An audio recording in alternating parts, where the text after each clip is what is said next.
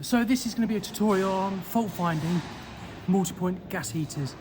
This multi-point heater is slightly different because it works off a flow switch, not a diaphragm or a venturi.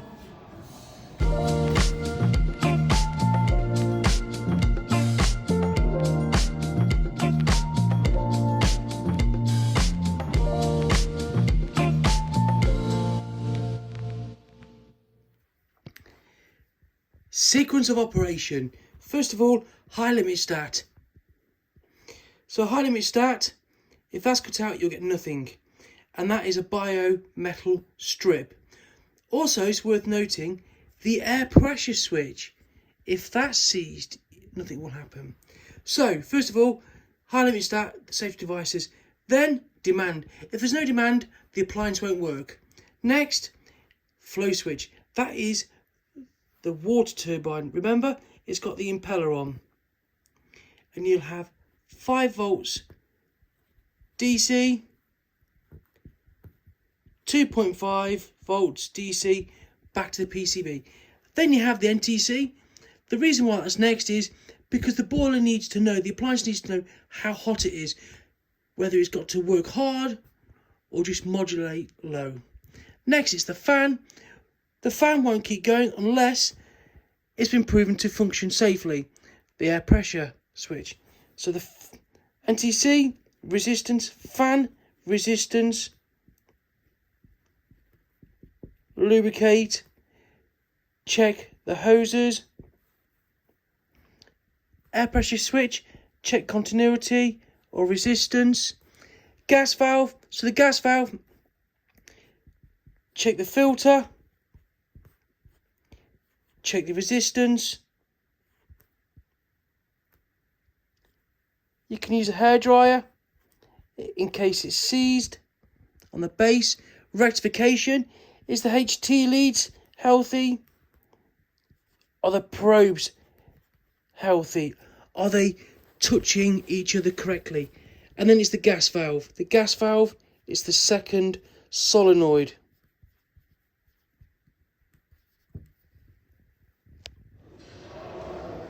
Set to resistance, the lowest. The resistance at 1, touch the probes, no resistance, 0.3. I've disconnected the cables on the high limit start. I'm going to put the probes across.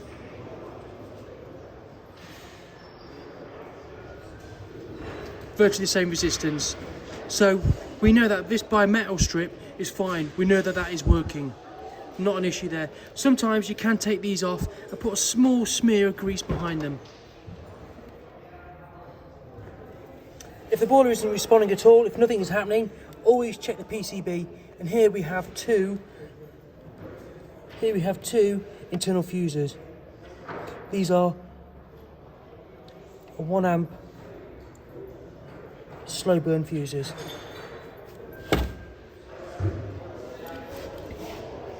So first things first, check the hoses aren't blocked, check they're not kinked, check there's no blockages in it. Sometimes you get nipples in them. Check there's not a block with water. Sometimes the fan might need lubricating. Put a bit of WD-40 on the bearing. Next we're going to do a resistance check.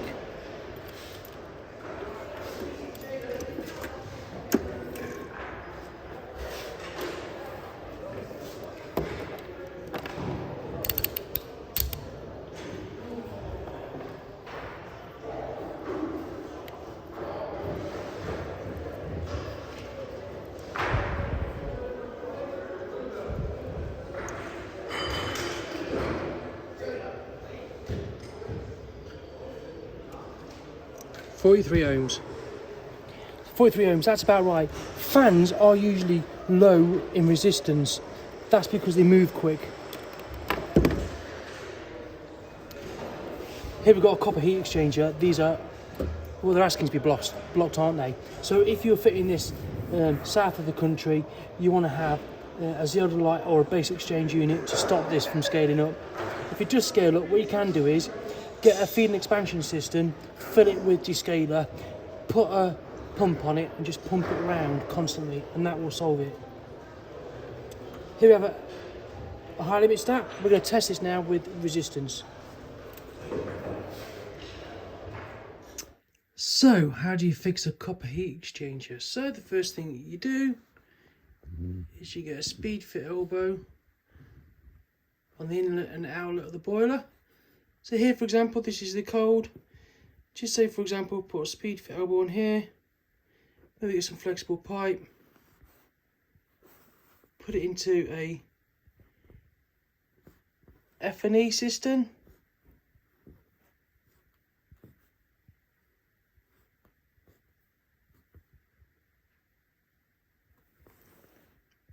Connection on here.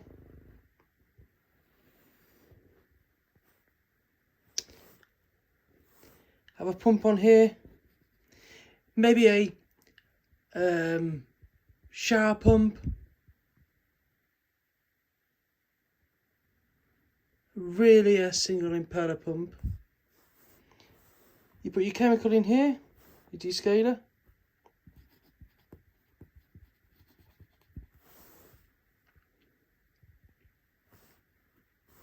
And you turn the switch on to the pump. And that will then circulate the descaler around. The beauty of doing it this way is that inside here, each time the pump goes round, the boiler's firing up because you're activating the turbine, the aqua sensor or the flow switch. That for about 20 minutes. So the next thing I want to look at is the air pressure switch, which is just here. I want to take this out. The air pressure switch is a proving device for the fan. If the fan works, the air pressure switch will carry on the sequence of operation.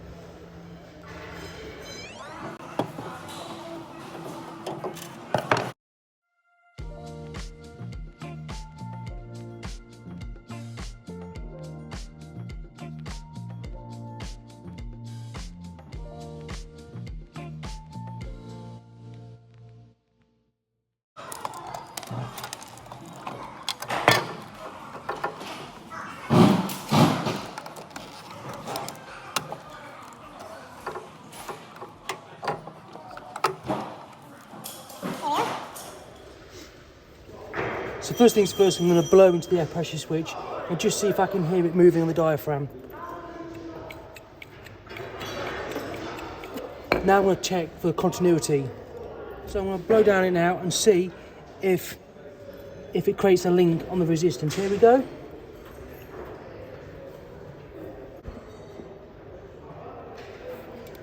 So if this was to seize shut or open, it would completely seize the boiler. It wouldn't go further down the sequence of operation.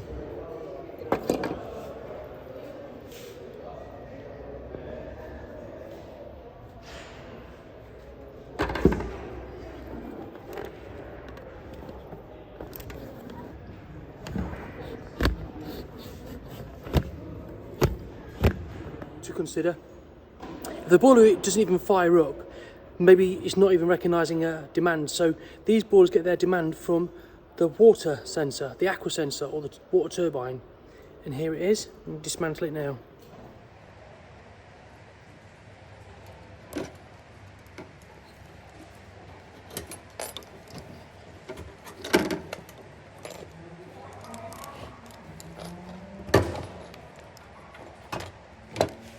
There you have it.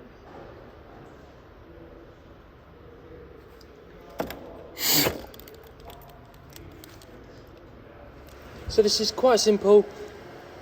Water goes through there, spinning it, creating a conductive link. So the next thing I want to look at is the spark electrode and the rectification. So let's take, for example, it's all about the sequence of operation, isn't it?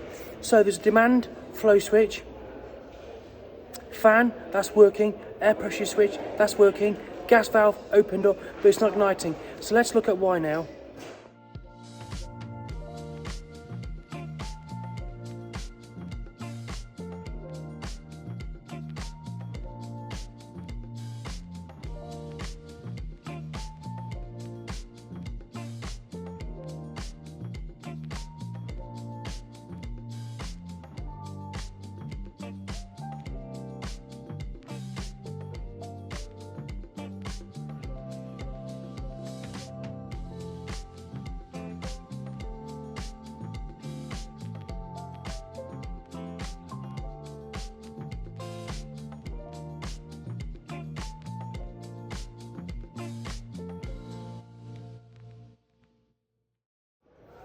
So here we have the burner. Just check there's no warping. Just check the gas can ignite. So just check there's no soot on it or scale preventing it. Check it's not warped, so there's no dangerous combustion. Ignition electrodes. Check the ceramic pot is in good condition, not cracked. There's a rectification electrode there, look. That looks healthy. Next thing, check the HT lead. These carry the AC voltage and the ignition.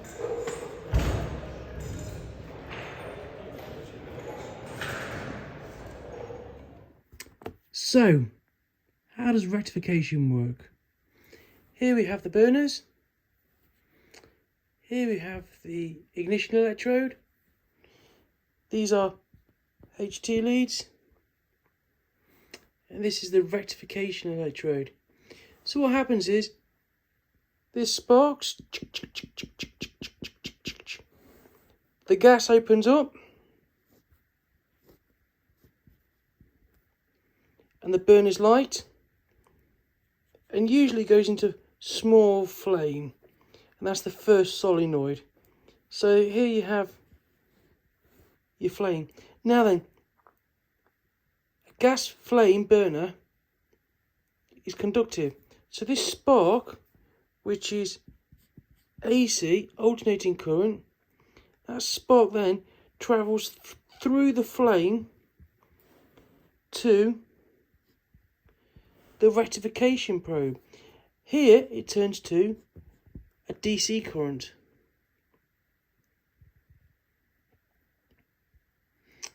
And the PCB registers that. Some old appliances detect the heat. So AC sparks, it ignites, and it travels across, goes down the rectification probe as DC.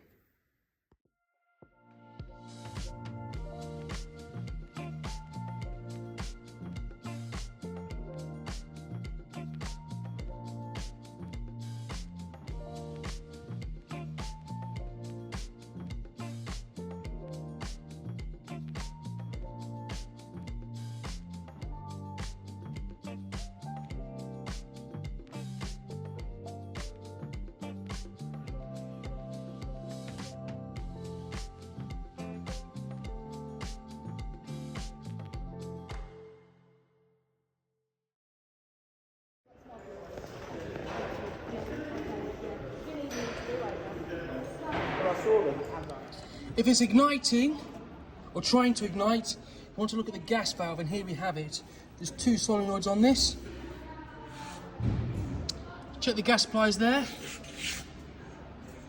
and check it's not blocked up. There is a filter on these. So let's look at the resistance readings we should get. So I've removed the harnesses. I've set it to resistance, which is the horseshoe of 200. Top solenoid.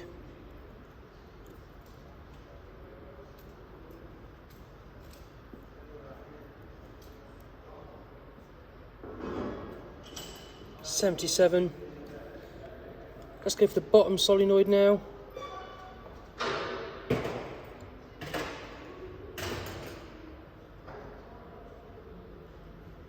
$77. And it wants to be within 10% plus or minus either side. Next thing we want to look at, what if the temperature is not very good? So here we have some NTCs, negative coefficient thermistor, or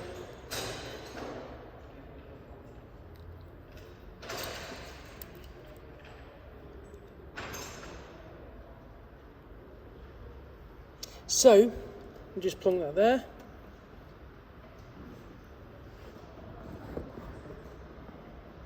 For this, I want to get about 14,000 ohms at 20 degrees. So I'll put that on there like that. Sorry.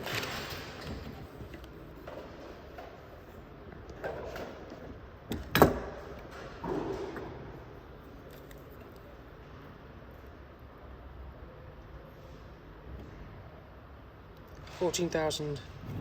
So that tells me it's about 20 degrees.